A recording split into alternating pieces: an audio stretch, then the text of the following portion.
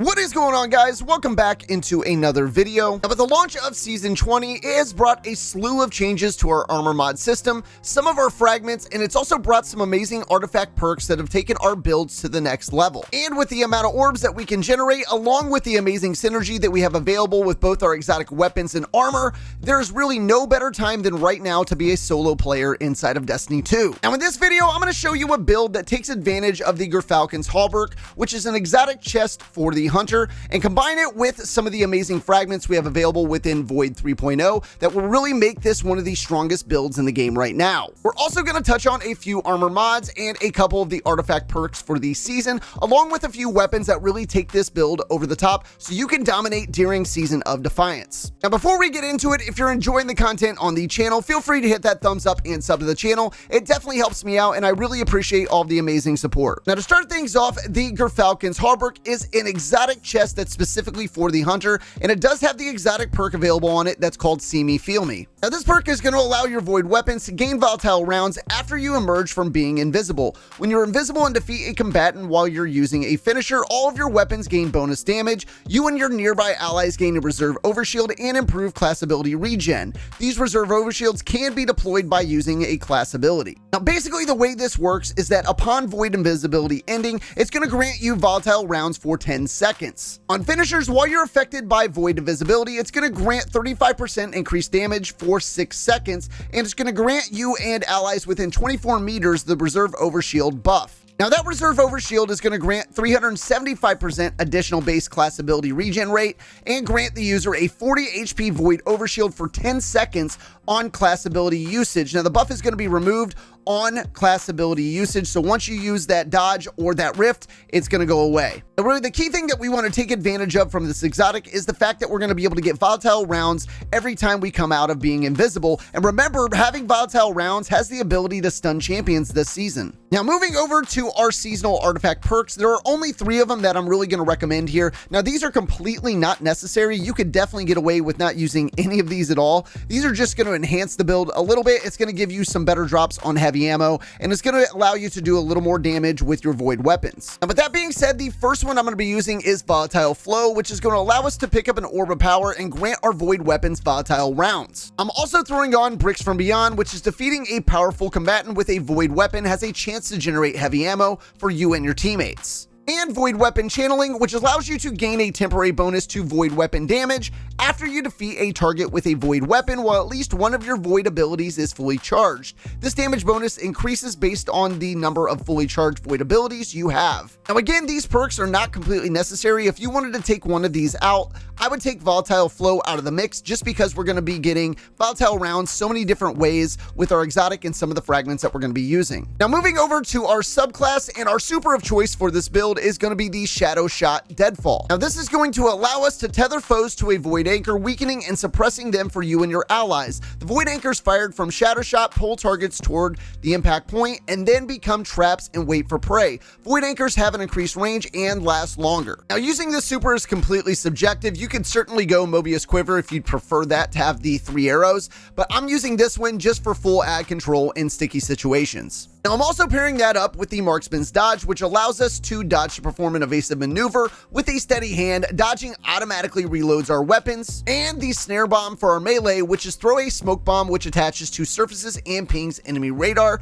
weakens targets on detonation. Now, for my grenade, I'm going to be using the Vortex Grenade, which is a grenade that creates a vortex that pulls targets inward and continually damages those trapped inside. And remember, with the launch of LightFall, this grenade did get a little bit of a buff. It gained a 20% buff inside of PvE, and they did reduce the base cooldown of this grenade as well. Now, moving over to our aspects, the first one I'm using is going to be Stylus Executioner, which allows us to defeat a weak and suppressed or volatile target to grant us invisibility and true sight. After performing a Stylus Execution, your next melee attack while invisible weakens targets. Now, this aspect is an absolute must for this build since we're going to have volatile rounds nonstop. That's going to allow us to constantly go invisible and basically survive any situation that we're in. Now, the other aspect we're using is going to be Vanishing Step, which is going to allow us to dodge to make us invisible. Now, this aspect synergizes extremely well with our exotic chest piece because every time we come out of being invisible, it's going to proc volatile rounds for our weapons. Now, moving over to our fragments, the first one I'm using is going to be Echo of Persistence, which is void buffs applied to you have increased duration. Now, this does have a -10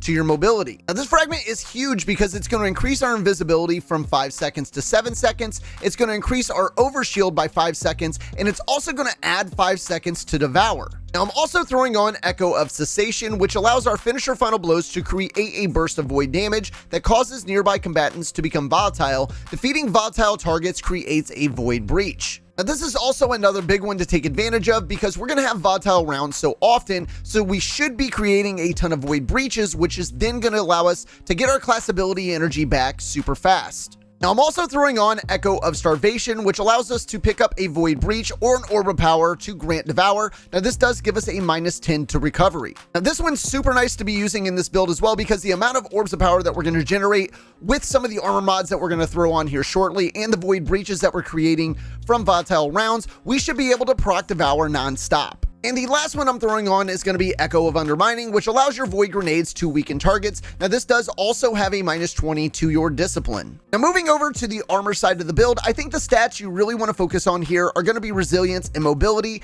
I would max out your Resilience first and then try to get 100 Mobility or as close to it as possible if you can. And I think a third one you could really focus on is going to be Discipline. Now, in terms of mods, to start things off over here on my helmet, the only one I'm going to recommend you throw on here is going to be a Void Siphon mod, which is Rapid Void Weapon Final Blows create an Orb of Power. Now, this mod is an absolute must since we're going to be using Void Weapons with this setup. Also, every time we pick up an Orb of Power, guys, we're going to get Devour and we're going to proc volatile rounds from our seasonal artifact perk. Now, moving over to our arms, the first one I'm throwing on is going to be a Font of Focus mod, which allows us to gain a bonus to Discipline while we have any armor charge. Your armor charge now decays over time. Now, I'm also throwing on a Firepower mod, which allows your grenade final blows to create Orbs of Power. Now, again, this one's going to be great for getting that Devour as much as possible and also proccing those volatile rounds. And the last one I'm throwing on here is going to be Bolstering Detonation mod, which grants class ability energy when you cause damage with a grenade. Now, moving over to my chest piece, the only thing I'm really throwing on here is a Double Void Reserves mod.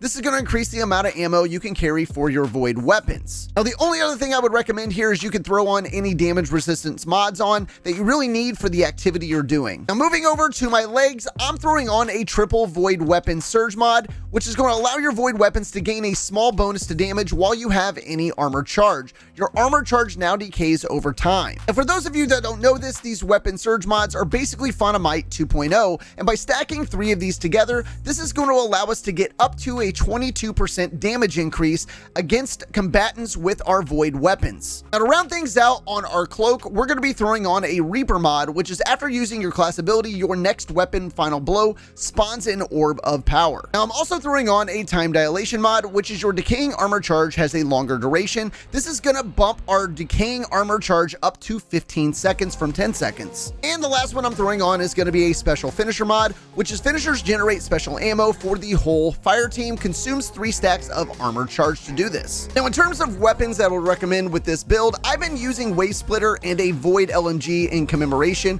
which has been really good. You have a ton of flexibility here, so you don't absolutely have to use those, but honestly, if you guys have not used Wave Splitter, I did do a video on this weapon and it is absolutely insane. You could also take advantage of weapons that have perks like Repulsor Brace and Destabilizing Rounds, which would kind of future-proof this build too. And other weapons like Funnel Web and a crafted Retrofit Escapade could be a great fit for this build as well. Remember, LMGs did get a 10% buff to PvE damage with the launch of LightFall, so I think those fit in really well here. Now, to wrap things up, guys, this is hands down one of my favorite builds to go to, especially when I'm doing solo activities within the game right now. I think you guys are certainly going to enjoy this build. It's going to give you the best of everything. It's going to give you great survivability. You're going to be able to take control of the adds in any situation, and you're going to be able to do really good DPS with some of these void weapons and the void weapon surge mods that we have on our armor. Now, as always, guys, if you have any questions, comments, or suggestions for this build, feel free to leave those in the comment section below. I definitely value what you guys have to say,